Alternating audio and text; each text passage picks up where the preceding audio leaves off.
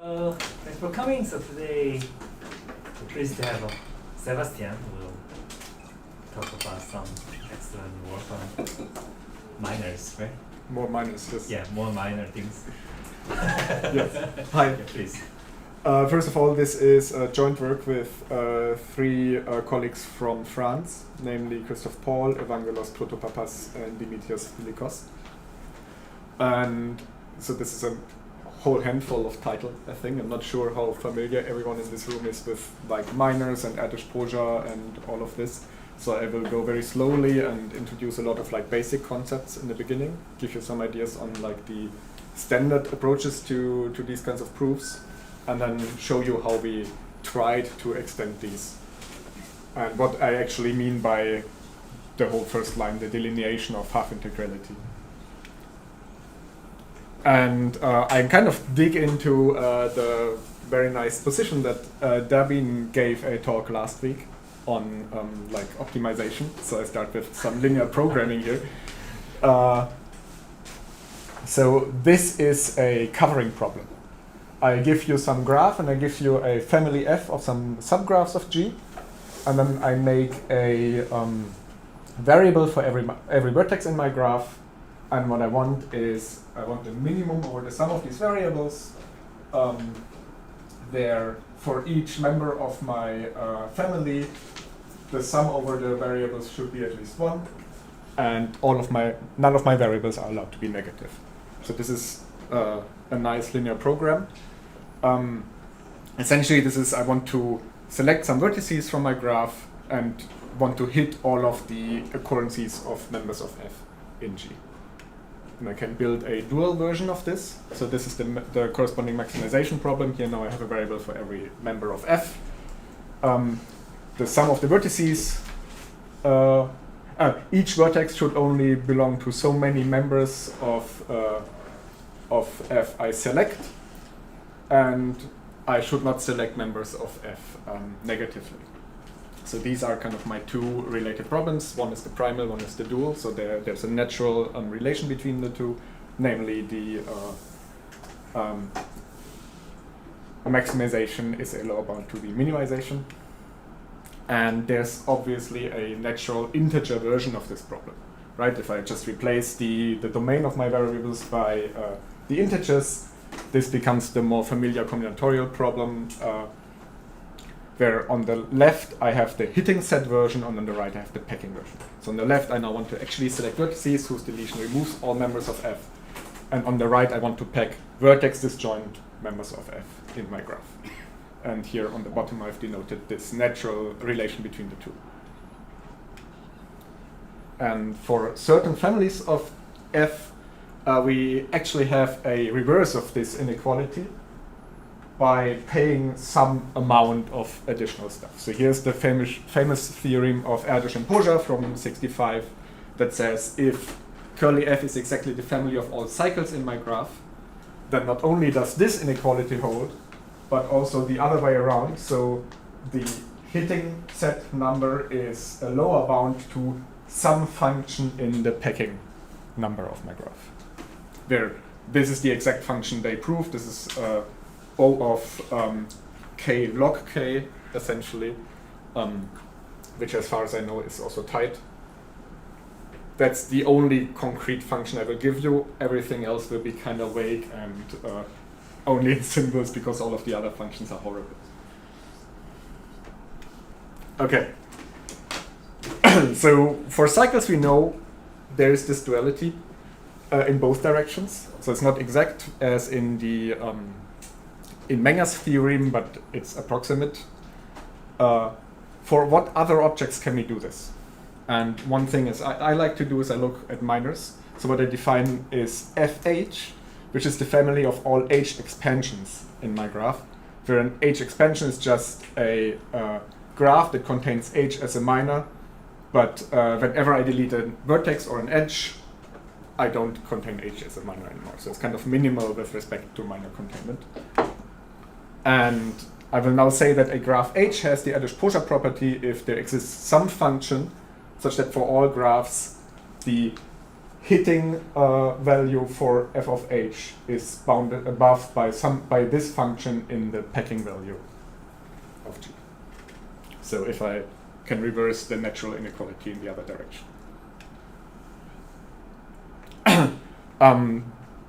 Phrased in this minor setting, the original result of Erdős and Pósa can be phrased as the fact that K3 has the Erdős-Pósa property, where f here is just O of k log k. And now the bigger question in this picture is, for which graphs do we have this Erdős-Pósa property for minus? So can we kind of say which graphs fall into the category of being able to reverse this inequality, and for which graphs are we not able to do so? And just as a little spoiler, this is all known. I just recap things that we already have. But I do it in a more structured way. So the first thing I want to say is, maybe I cannot say that I have the Erdős-Pósa property in all graph classes, but once I restrict myself to certain minor closed graph classes, then I can say something. And one very natural candidate for this would be tree width. For those of you who are not familiar, I quickly give the definition of tree decompositions. So tree decomposition for some graph is a tuple t and beta, where t is some tree, and beta just maps subsets of the vertices of G to the vertices of your tree, or the other way around in this. So vertices of the tree to subsets of the graph. With the property that the union over all of these bags, so the betas are called bags, is the entire vertex set. The endpoints of every edge live in a common bag somewhere. And whenever I take a single vertex and I take the of my graph and I take the nodes in my tree whose bags contain this vertex, this should induce a subtree. So this subgraph should be connected. Okay. I need some measure because I want to turn this into a graph parameter. So if you give me some tree decomposition, I define its width to be the maximum size over all of its bags minus 1. And the tree width is then just the minimum width of over the tree decompositions of G. So the smallest width I can achieve by decomposing my graph. And then here is a very nice theorem. I believe this is by Robertson-Seymour, but it's also kind of folklore. And it just says if CW here is the class of all graphs with tree width at most W, then every graph that belongs to this class actually also has the Erdős-Pósa property within the class. And I give you a very quick sketch on why this is true. So here's a general definition for the function f. F of 0 will be 0, and f of k will be the width plus 1 because of this minus 1 here. Also, can you clarify what you mean by every graph has Erdős-Pósa property? Do you mean the H minor, H expansion? Yes. So this is, I can go quickly back. Okay.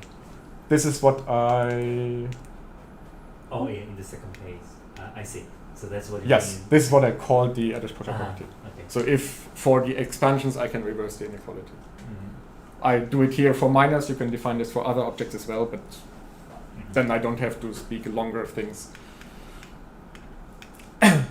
Okay, so this is here a recursive definition, and you will see in a second why this definition for my function is recursive. What I do is I prove the entire claim by induction over k, and I just take a tree decomposition of width at most W for my graph G. Here is some tree, and it has some vertices in it.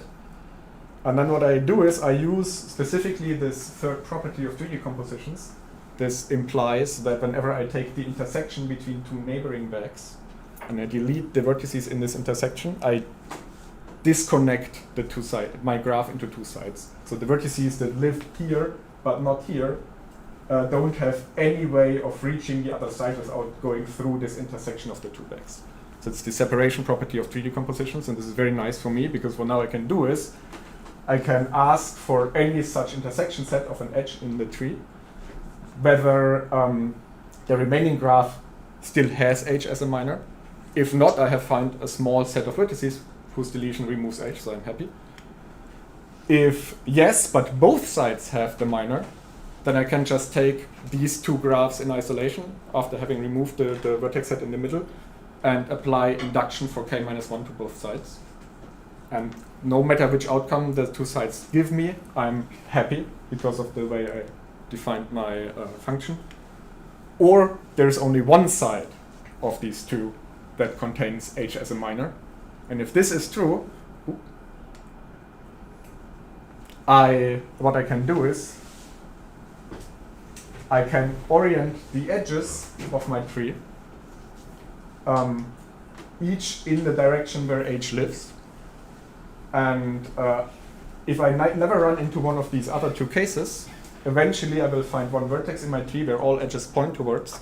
And this means if I delete the vertices in the back of this vertex, I again remove all occurrences of h. So again, I found a small hitting set, still of this size at most. So I'm happy. So whenever I'm in the case of bounded tree width, I'm very pleased because everything works here. I think you were missing an assumption of connectivity on H. Yes. I implicitly dropped it. I have this assumption everywhere. This is why it's a sketch. This works only for connected H. You can make it work for non-connected H, but you have to do something more. I just didn't want to bother with the something more. But thank you for your comment. Yes. That is important, actually. So tree width is a well-known concept in graph minors, but not necessarily outside of graph minors. This is why I go a bit more into depth. So here's yet another definition. A set X is called well-linked if for every small set of vertices, small means at most k, there should be a k here, there exists some component of G after deletion of S whose vertex set contains more than half of the vertex set of X itself. So whenever I delete a small set, most of X should live still in a connected part of my graph. And here's another nice theorem by Robertson and Seymour. I say here probably because here I'm even less sure if it's originally by them. Do you know, Samuel? I think it's kind of floating. Probably explicitly in Bruce Reed paper, maybe? Yes. Yeah. Yes. And again, I give you a very short proof sketch of why this theorem should hold. So this theorem says, first of all, if you have a k-linked set, then your tree width is at least k. And on the other side, if you don't have a k-linked set, then your tree width is at most 3k minus 2. So it's not an exact duality, but again, I can, if the thing is there, I have a lower bound, and in its absence, I have an upper bound on my parameter. So for the first thing, take a 3D composition of width at most k minus 1. This means every bag has size at most k, and in particular, every intersection between neighboring bags has size at most k. And this means if my set is k-linked, there must be a unique side after deleting the intersection set where most of X lives. So I can point the edge of my 3D composition there. Can do this for all of the edges. Now I have a vertex where everything points towards. And this vertex, its corresponding bag, still has size at most k. So if I delete it, there should still be a component that contains most of X, but by this orientation, this component cannot exist. So this is a contradiction. And I have proven that I cannot have small tree width in the presence of this set.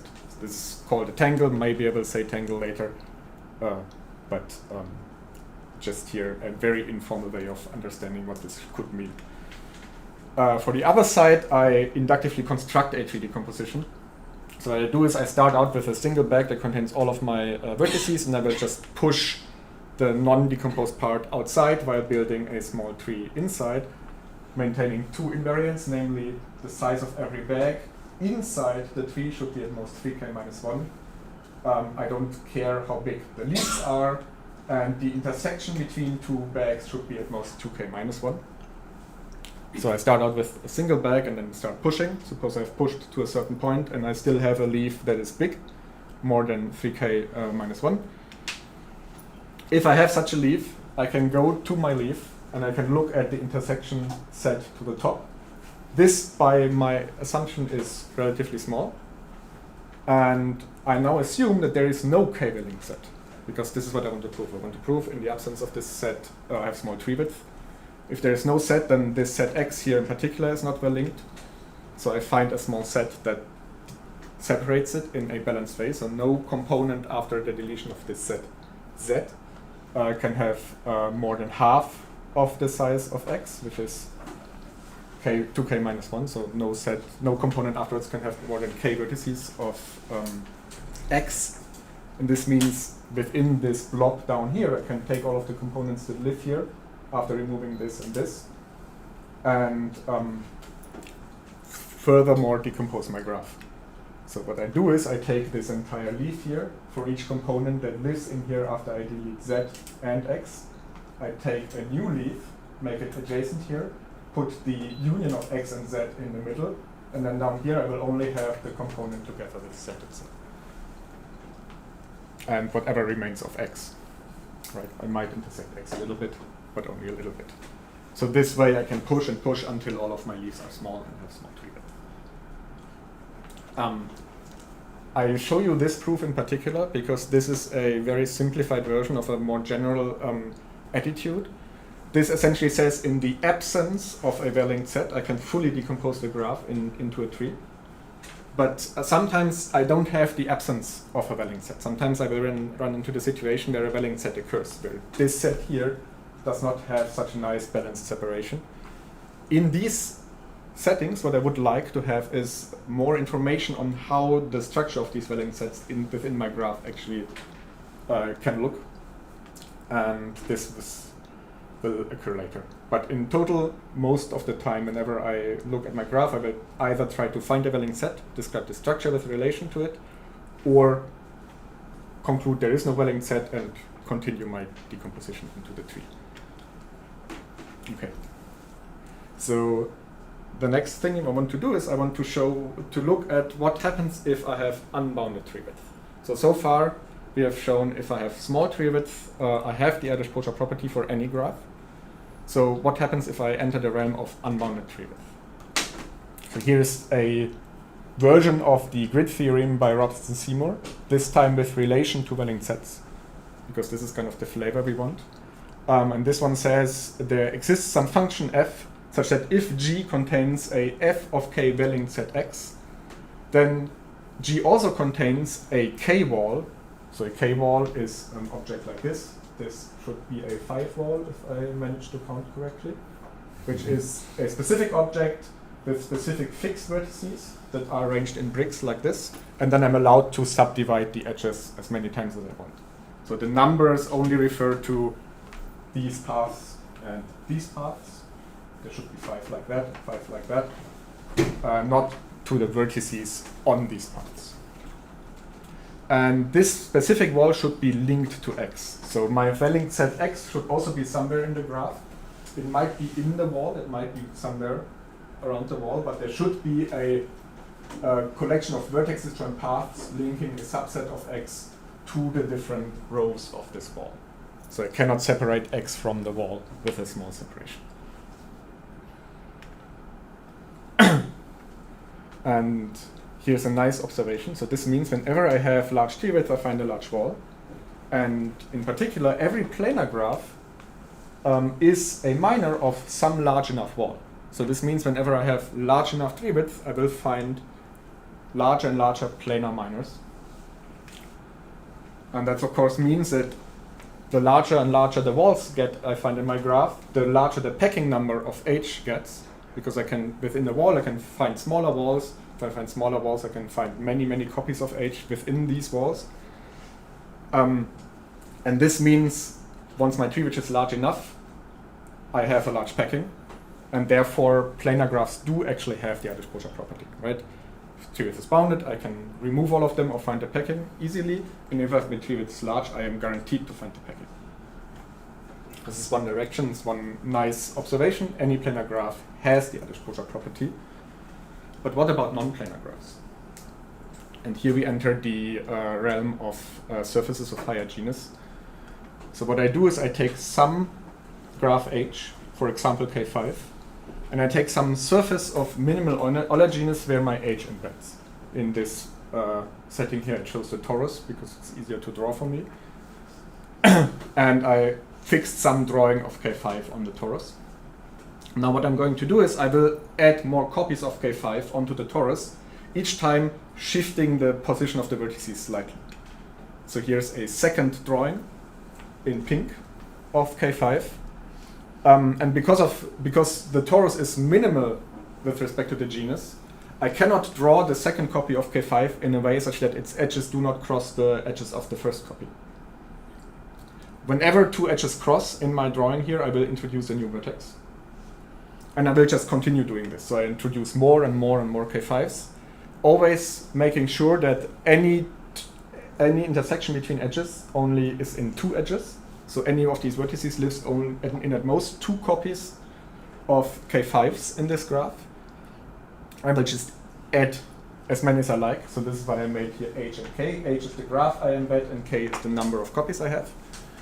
And this has several nice properties. The first one is I don't find two disjoint copies of H, but at the same time, any vertex belongs to at most two different copies. And this means, of course, while the packing number is 1 for every K, the hitting number for every K is at least K half, because any vertex can kill at most two of these copies. This is the other direction of the groundbreaking theorem by Robertson and Seymour. That is a very nice characterization of planar graphs. Namely, now we know that the Erdős-Pósa property for H, for minors, only holds if and only if H is planar. Because anything non-planar falls into the category like this. So you can ask me, the story of Erdős-Pósa is over, we're done. Almost. So this one is kind of a recall to my title. So I bring back the integer program for packing, and what I do to it is I relax it a little bit. So now I allow you to make selections for copies of H only half. This means this one here says now that any vertex is allowed to live in two copies of H, but not more than two copies. This defines a new packing number.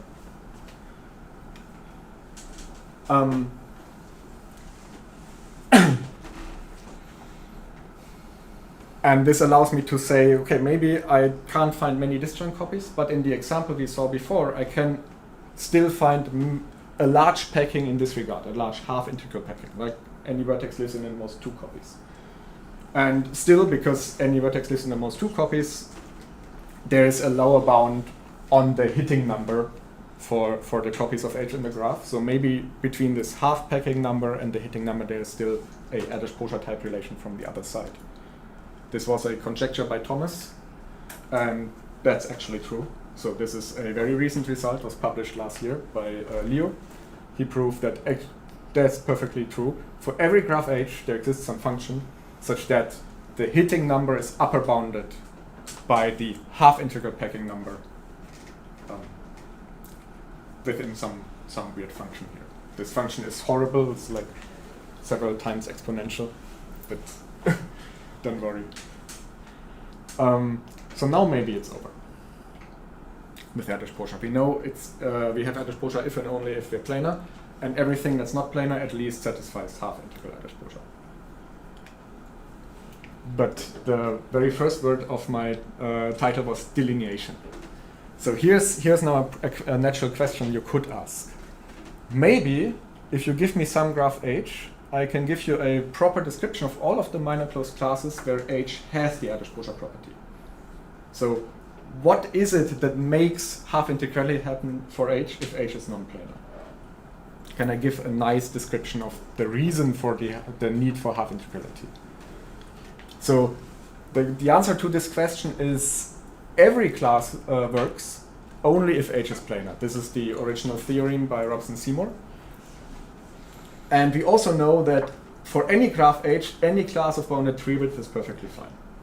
So it's for any graph H, we select if H is non-planar, there should be classes maybe of unbounded tree width.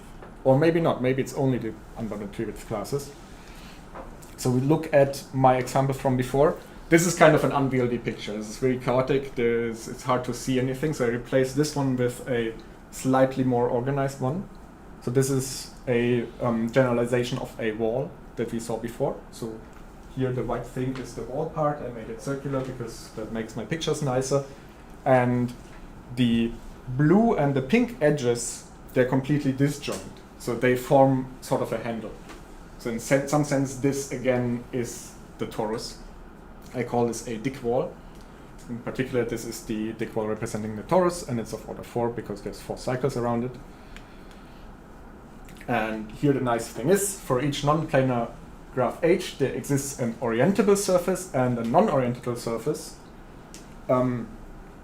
such that each good class for H must exclude some corresponding dick wall. The corresponding here just means corresponding to these surfaces. Here you can see this is again the torus. This is my dick wall representing the projective plane, and in this fashion I can construct more and more complicated graphs representing more and more complicated surfaces.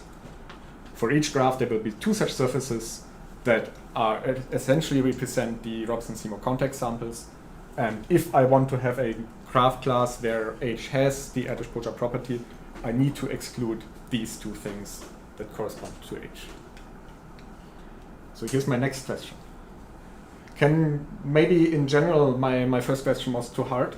So maybe it suffices to ask for the moment for which H are the good classes determined exactly by excluding these Robertson-Seymour counterexamples. Maybe it's for all H. Maybe it's only for some, but let's dig in a little bit. Let's investigate this question. And this leads first to the notion of Kuratowski-connectivity. That's kind of a weird notion. I didn't know this before. This was proposed by Dimitrios when we started this project. This is a notion of connectivity that was used by Seymour et al. For the characterization of linklessly embeddable graphs. So this is not a weird concept that came out of the sky. For us, it came out of the sky. For other people, we just use it. So here's a graph, this graph H here, and I obtained this graph by just taking a K5 and a K33 and gluing it together along an edge. And then below you can see this kind of strange construction. I have this torus-like graph here, and on the very outermost cycle here, I glue a lot of K33s always at a single edge. So I have many K33s in here, and in the middle I have this big torus. And the reason I do it like this is because if you look at it very closely, I hope this comes out in the picture, I can take any of these K33s, I can take its edge where it's glued, and then onto the 2 vertices endpoints of this edge, using the entire torus, I can construct a K5 that lives in the torus part of this graph. And with like a similar argument as before in the Robertson-Seymour example, I can never have 2 disjoint K5s living in my torus. So while any one of these lives inside of a copy of H, I cannot have 2 disjoint copies. And again, to remove all of these copies, I need to delete a lot of vertices here. So this is actually another counterexample to the Erdős-Pósa property of H, and one that is completely different, well, not completely, but somewhat different from the examples that Robertson-Seymour gave.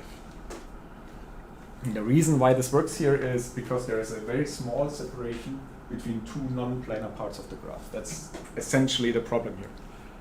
So let's say I for a moment assume that that's an essential problem, and I throw it away. That's what the definition of Kuratowski connectivity tries to do. So a graph G is Kuratowski connected if for every minimal separation of order at most 3, one of the graphs induced by one of the 2 sides of my separation has a planar embedding where the vertices in the intersection of the 2 sides can be drawn on a face. So, for example, this guy here, this is now a some planar graph on the bottom plus a K5 on the top, glued together at this triangle. If I rip apart the graph at the triangle, but keep the triangle on both sides, the bottom thing will become a planar graph. It will look like this.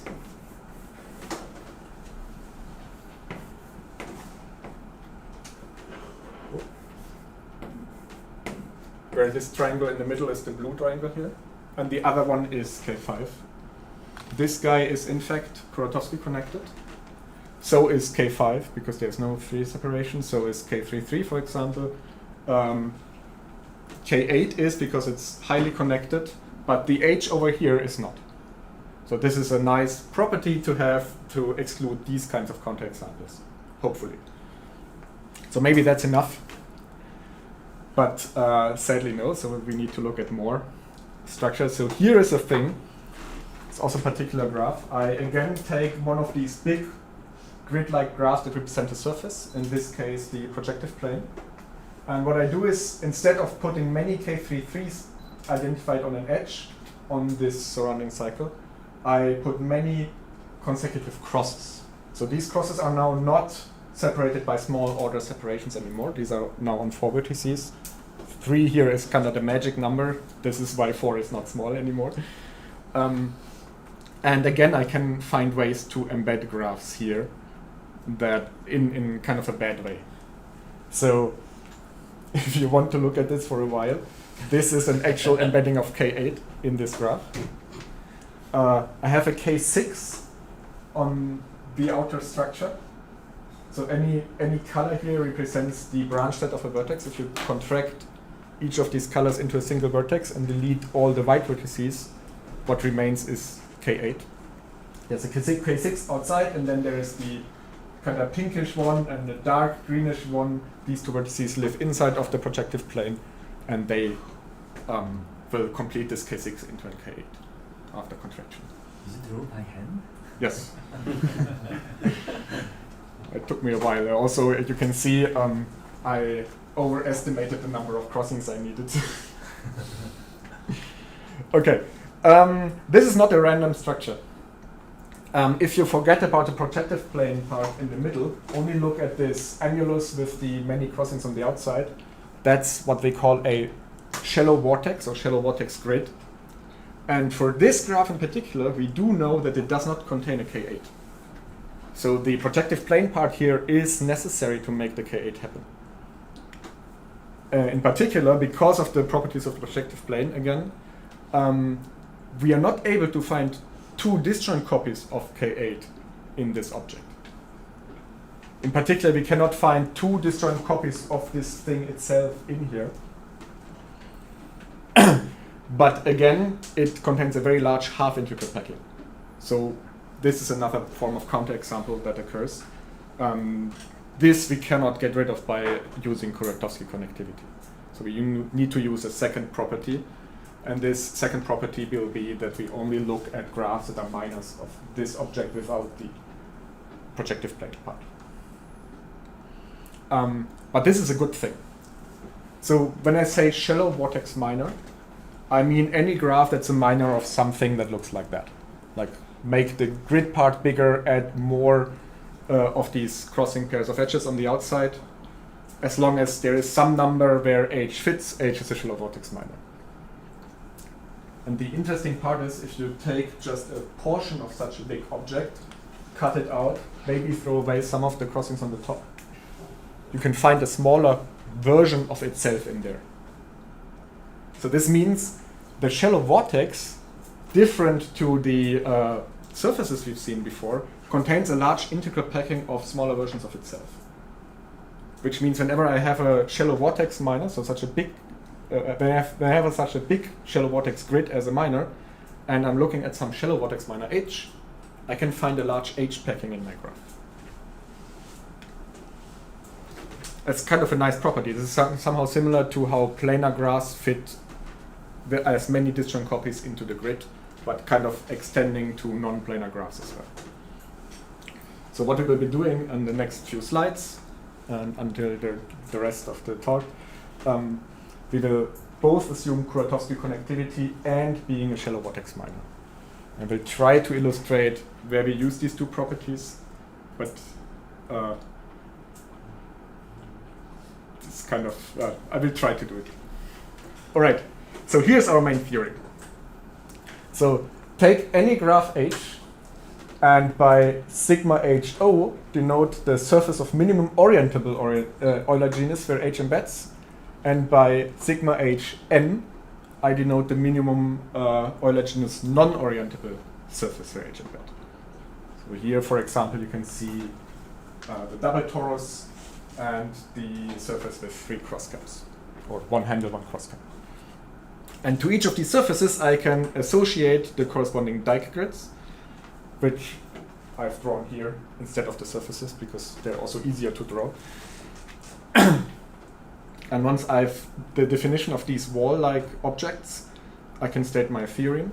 And this says a Kuratowski-connected shallow-vortex minor H, a mouthful, has the Erdős-Pósa property in a minor closed class C if and only if I can find two integers TO and TN such that the corresponding two dikegrids of the respective sizes do not belong to C. So these graphs H, both Kuratowski-connected and shallow-vortex minors, fall exactly into the family of graphs where the only reason for non-integrality for the Erdős-Pósa property are the counterexamples of Robertson-Seymour and nothing else. So at least for this restricted class, we actually succeed in the delineation. So let me try to illustrate the strategy of the proof. And I will base this strategy somewhat on what we discussed in the very beginning. Which means... So the C was minor closed, right? Yes. Is it, like, can you say a little more? Like, is there like some extension? Instead of minor closed, maybe topological minor closed or something like that? We have not looked into this. I think this is harder to do. Depends kind of also on the maximum degree of H. You can see already that the grids we exclude are cubic graphs. So we very much rely on the minor relation. There probably is a way to make to extend this to topological minors by using the corresponding decomposition theorems, but I think this will run into much more case analysis somehow. And probably the examples will be not as nice because you need some large degree vertices depending on the maximum degree of H. Okay. So as we discussed, if I do not have a k-linked set for some large k, then I have bounded tree width. If I have bounded tree width, I have the Erdős-Pósa property within the corresponding class. So the only graphs where I have to check for the Erdős-Pósa property of H are graphs of large tree width. So from now on, I will assume that there is some large wall W. That's a weird way of drawing a wall. It's a wall. There is a wall in there. And what I want to analyze now is how does the rest of the graph attach to this wall. And here's a theorem from earlier this year by Dimitrios and myself that says if I exclude two big walls corresponding to an orientable and a non-orientable surface as minus, then any large, highly enough linked set will have within the graph a certain structure. Let me summarize this structure roughly. So first of all, we will find a surface sigma where H does not embed, or particular with whose Euler genus is smaller than these two. And this surface will already have, as a drawing on it, a very large big wall representing the surface sigma. So I have something that in some way covers this entire surface and gives me a nice skeletal structure on it. Also, I will find a small set A, disjoint from this subgraph here. I need to remove to kind of clean up my graph. And the rest of the graph can connect to this blob in one of two ways. The first one would be along small free separations that nicely fit, whose vertices, all three of them or less, sit on a common face in this embedding on my surface. Or via something called vortices. Vortices you can think of as on this surface embedding somewhere away from this wall. There are a couple of disks I've cut out from the surface, and there's a lot of chaos in there, but the chaos is somewhat controlled. So anything that is drawn in there attaches to what remains of my graph here and is highly connected to this big surface representing wall, only via a few vertices. So these are the other types of attachments my graph can have. So that's already kind of nice. This is a slightly more refined version of the graph minus theorem by Robertson and Seymour, but it's not enough for our purposes. So the next thing you have to apply is a result from last year that says if I now look at such an object, a graph drawn here with all of these restrictions, then one of two outcomes happen. Either I find a large shallow vortex grid as a minor inside of my graph. If I do so, then I find a large integral packing, and I'm very happy. Or I can increase my apex set a bit more, and by doing so, I remove all of the vortices. So now the structure is much nicer. Now what remains is actually a graph embedded on some surface where H does not embed, and everything else of my graph is either in the small set A or attaches to this embedded part via separations for order at most 3 in a way that acts nicely with respect to the surface. And what I can do now is I can use the strategy from before with developing sets to construct a 3D decomposition that is more complicated than a bounded width decomposition. So I start out, if I don't find a Welling set, I'm happy, and whenever I find a Welling set, I throw all of these theorems at it and find a portion of my graph that is nicely embedded under some apex set, and everything else attaches via 3 separations and becomes children in this decomposition, and again I can push outwards until the entire graph is decomposed. And then once I have this decomposition, I start to apply the strategy from before.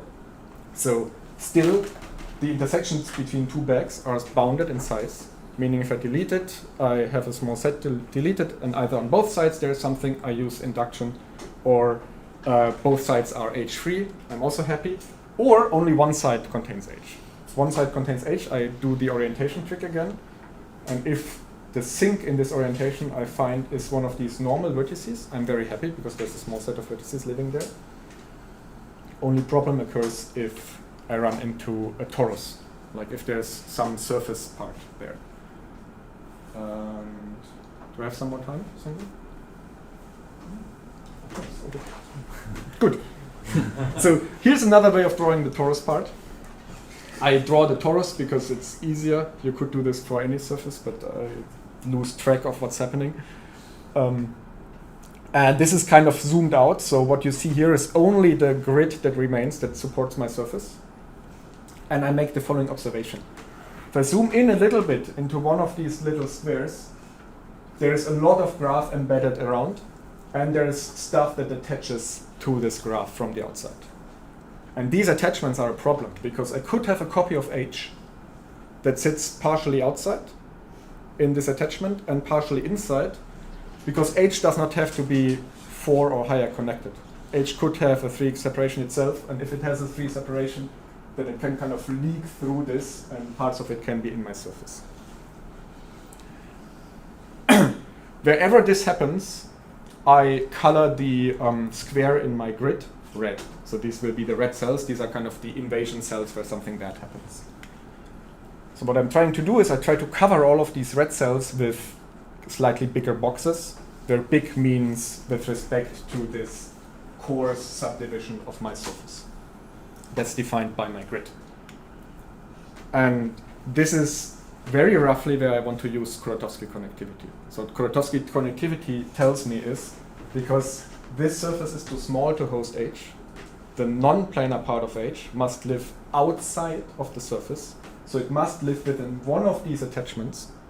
So if I cut out a large enough planar infrastructure around a red cell, and I only look at this planar infrastructure plus whatever attaches from the outside, this already contains H as a minor.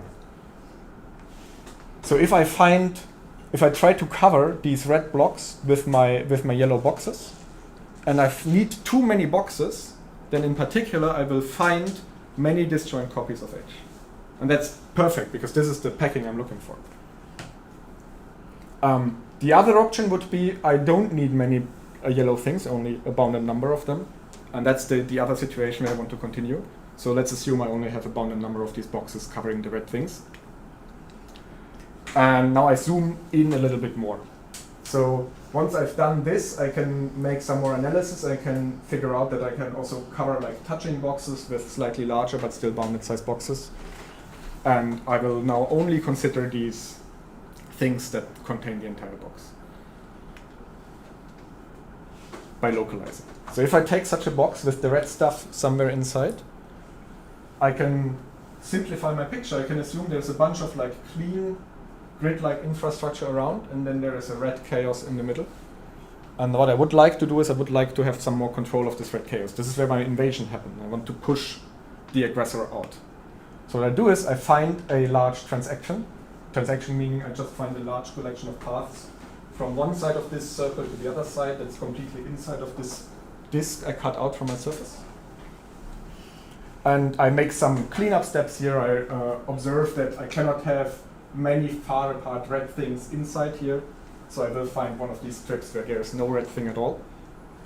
And now all I have to do is I have to analyze how the red stuff distributes to the left and the right of this big division strip in the middle. Right? It could happen that both sides are red. So I kind of split again. And if this happens, what I can do is I can divide this entire thing into two essentially smaller versions of itself, still big enough, both of them to host some copy of H. And because this would imply that I found now in an area where before I only found one copy of H, I now have two disjoint copies of H, this cannot happen a lot of times. So this is bound to only occur a very small number of times. The other possibility would be that one of these two sides is completely free of red stuff. But in this case, I can just do the division again, only go into here the blue area, and forget about the yellow area. By doing so, I forget some of the vertices, and because I'm only in infinite graphs, this also will eventually stop. So inductively, at some point, I will just run out of stuff in my graph. Like I go into smaller and smaller areas on my surface, and eventually there's not enough stuff to find these large transactions in the first place. What is that induction on? The number of vertices of the graph. Exactly. Yeah. Like the number of vertices that are contained within this disk. Okay. And k is like, you have two parameters, right? Whenever you divide, k gets down, and whenever you don't divide, you lose vertices. Okay. So what happens now is if I take a portion of this outer cycle, I don't find a large transaction. So this part here is not connected with many disjoint paths to the rest of the graph anymore, meaning I can find a small separation between whatever is here and whatever is on the outside. And now I can go back to this idea how we remove the vortices and essentially reiterate about our proof strategy from there. This means I take such an area together with separation such that it contains an H. I cut out this entire part from the graph, and then I just go a little bit further and do the same thing again until one of two things happens. Either I find many such areas containing disjoint copies of H, then I have the packing, I'm happy. Or these areas cannot be many. If these areas are not many, then the union of their separations plus by some choice of minimality here, some additional vertices, I can remove all of the copies of H that attach inside of these areas altogether. And that's nice, because this allows me to remove all of the red cells that sit inside of this circle. There were also only a bounded number of these circles. This is why I need to keep track on how many of these things I have. So for each of them, I delete a small set of vertices. So in total, it's a small set. And finally, by just moving all of these deleted vertices into the apex set, I've gotten rid of all of the red stuff that was floating around. So now I have a stronger version of the decomposition I had before, right? I have a tree decomposition where I have some small blobs and some bigger blobs. And the bigger blobs have the property that after deleting their apex set, there is no H expansion left in the graph that intersects the part that's on the surface. That's very nice because now I can look back at the induction I tried to do before. There was one step that failed, namely when everything pointed towards a surface embedded piece. But now, because I know that nothing that contains H can interact with J after I remove A, I am done with this situation as well, because deleting the apex set A removes everything here, but everything points towards, so then I achieve another contradiction. And that's the end of the proof. Almost the end of the talk. There's some problems, because this is not an if and only if, right? So we showed if you are Kuratowski-connected and a shallow vortex minor, this suffices to give a precise description of the counterexamples to Erdős-Pósa. But whether we actually need Kuratowski connectivity or not is kind of open. It's also open whether we need the shallow vortex minors or not. But the shallow vortex minor seems to be a nicer assumption. The Kuratowski connectivity is a bit artificial, at least in my mind. So here are some interesting things to think about. The first one would be K34 in particular. So K34, there are some separations that leave a K33 on one side, and they're a bit weird. Can we delineate the Erdős-Pósa for K34? Or more generally, there are graphs that embed in both the torus and the projective plane specifically. They also embed in the shallow vortex minor, in the shallow grid, but they're not Kuratowski connected. But our feeling is because their Euler genus is so low that there's not a lot of strange stuff that can happen. So these might be a good candidate to look for where still this entire strategy might work, with some adaptations, of course. This brings upon a whole different kind of problem, because we looked at these and at first we thought we know what these graphs are, but it turns out we have no idea. That's my second problem. Can someone tell me what are the forbidden minors for the graphs that embed in both the torus and the projective plane? Or what any other description that's not this definition here? That would be pretty cool, I think. Right, thank you.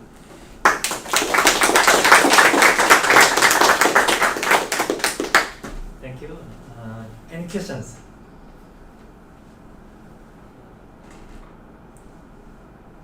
Yes. So what exactly are these diquels? Like for larger genus. I guess I had one picture. I can give you a more. Yeah, I think the small example made sense to me, and then I wasn't quite sure how it generalized. Like So this, these are two examples. This would be a double torus. yeah. And this would be the surface that's homomorphic to the surface with 3 crosscaps. So what I'm doing is to define these, I'm somehow implicitly using the classification theorem. I give you a more general picture. Yep. So any surface can be built by adding h handles and up to 2 crosscaps to a sphere. Mm-hmm. Because once I add 3 crosscaps, I can merge 2 of them into a handle without losing anything. This is the classification theorem. Mm-hmm. And what I do is now I take a annulus grid like this, and if my surface is made from h handles plus c crosscaps, Mm-hmm. I add h of these handle gadgets to the outside, Mm-hmm. and then if there's some crosscaps left, I add crosscaps gadgets like this. So all to the outside of the grid. Outside or inside, it's an annulus. Sure, yeah. Exactly. But for example, if you have 2 crosscaps, then I guess, I mean, does it matter which, like, whether they're next to each other, or what's the deal with? Parametrically, it doesn't matter. Okay. So actually, we have a proof that you can, even if I have like 4 crosscaps here, Yeah. I can also in the graph minor sense merge them into handles, Okay. and I can move them around. Okay. This is why we only do these definitions, because everything else up to some function that only depends on the genus can be turned into these examples, where the order is first handles, then crosscaps, Okay. and at most 2 crosscaps. Right. So and at most 2, 0, 1, or 2 crosscaps. Yes. But you only need 2 families to cover 0, 1, or 2. The families are orientable or non-orientable surfaces. Yeah. And they're orientable if the number of crosscaps is 0, and otherwise they're non-orientable. I see. But because if I have 1 crosscap and 70 handles, Yes. versus 2 crosscaps and 20 handles, These are different surfaces. those are different surfaces. But so then But they're both non-orientable. both not. But maybe if I have 2 crosscaps, the number of handles for a specific forbidden graph. Yes. Why don't I need, like, might there be different thresholds for those 2 numbers? Like, I'm not. Tangential one, I'm always looking at surfaces where there's no crosscut. Yep. And at the smallest number here, such that h embeds. Mm-hmm. And for the other one, I look at the smallest number here, such that h embeds. It might be true that you could have, say, 17 plus 2, 70 Right. plus 2, or, I don't know, 160 plus 1, Uh-huh. but then this is still the smaller number. I see. And the other way around doesn't happen, right? If I have more handles, but here I only need one cross cap and here I need two, then this doesn't. This one contains this as a minor essentially. This makes sense. I think, because,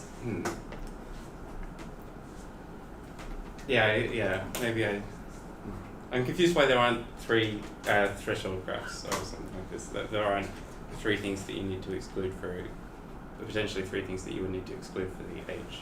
But maybe, anyway, I'll think about it more. I Okay, think I just sure. need to get my head around it. Yes. So your problem 2 is asking for the list of forbidden minors? This for me this is the most natural question to ask. Uh-huh. The reason for this I can tell you why I think this might be somewhat. Let me go here. Yes. I can tell you why I think this might be somewhat achievable, while the forbidden minors for the torus are unknown. Like these are enormously many. But there is a class that we know. This is the class of graphs that fit as minors into this type of object, which is a big grid where you add a single crossing in the middle. For these we know the forbidden minors, and they're like 30 something. They're not a lot. And the proof for this excluded minor theorem is not very hard. At first we thought this is exactly. But if you are interested in forbidden minors, isn't that just the list of if we have a list of forbidden minors for torus, graphs embeddable on torus and graphs embeddable on project plane, then It might just be easy then, but we don't know the list for the torus. Yeah. So I mean, you could sit down and compute for like 50 years and find them, I guess. if you have it, then you can combine these lists, and that's the forbidden characterization. I think you have to do a little bit more. It might not be Depends on whether you want They to. might not exactly. but You want to reduce towards an anti-chain, but yes, if you knew them, then this would work. To and eliminate the. Yeah. But for the torus, there's at least, what is the lower bound? I think like 3,000 or something. Several thousand, yes, Yeah. several thousand. Then at decon and something. Any other questions? Yes. You say K8 does not embed into the shallow vortex minor, right? Yes. So does 8 is specific number or depending on the depth? 8 is the smallest number where there is no shallow vortex grid, such that Kn embeds. So for K7 there is one. I can illustrate this quickly.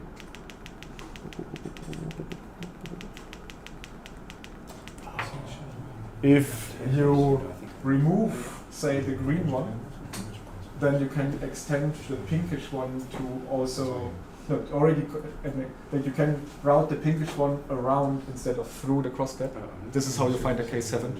So this is why I chose K8, because it's the smallest one that doesn't. And it's independent of, like, it's not independent of the depth. So if you make more crossings on the outside, of course more stuff starts to fit.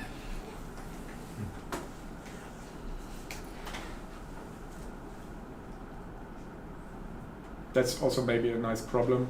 I'm looking for more types of these counterexamples to Erdős-Pósa. Because so far all things I can think of are these topological ones, but it might also be true that there are some non-topological ones that are more complicated to find.